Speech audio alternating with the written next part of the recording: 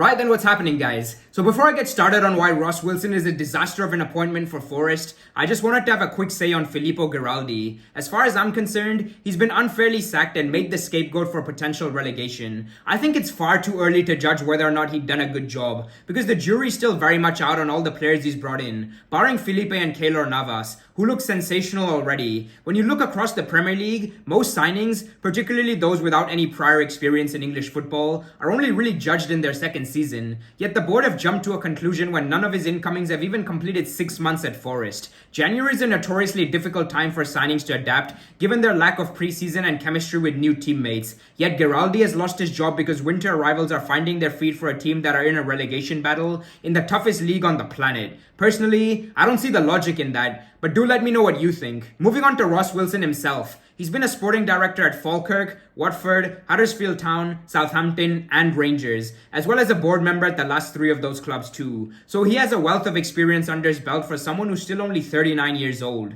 However, he's been facing calls to be sacked by the Rangers faithful, with the general consensus being that their recent success has been earned in spite of Wilson's influence rather than because of it. The foundations of the squad that won title number 55, reached the Europa League final, lifted the Scottish Cup, and returned Rangers to the Champions League were already in place prior to Wilson's arrival, and the majority of additions he has made have only resulted in regression on the pitch. One could obviously argue that recruitment is only a part of his remit and that transfers alone shouldn't be the be-all and end-all when it comes to judging the man. In its purest form, a sporting director is someone with a holistic view and control over all departments at a football club. But ultimately, wheeling and dealing is the most important aspect of the role in my eyes, and he's come up short on many an occasion. While Ibrox investor Stuart Gibson heaped praise on Wilson for helping the club receive big money when selling Calvin Bassey, Nathan Patterson, and Joe Aribo, I don't see how he can take credit for their career trajectories heading in a positive direction. Similar to Giraldi, the board very much did make money available, but the issue was being unable to maximize its benefit as opposed to not spending at all. The likes of Simpson, Zukovsky, Bakunia, Matondo, Aaron Ramsey, and Amad Diallo are all punts that didn't pay dividends at best and outright financial disasters at worst. In recent times, Wilson, alongside Rangers' managing director Stuart Robertson, have been the subject of numerous protests, with supporters holding up thousands of placards bearing their faces in the hope that they don't oversee another transfer window. In fact,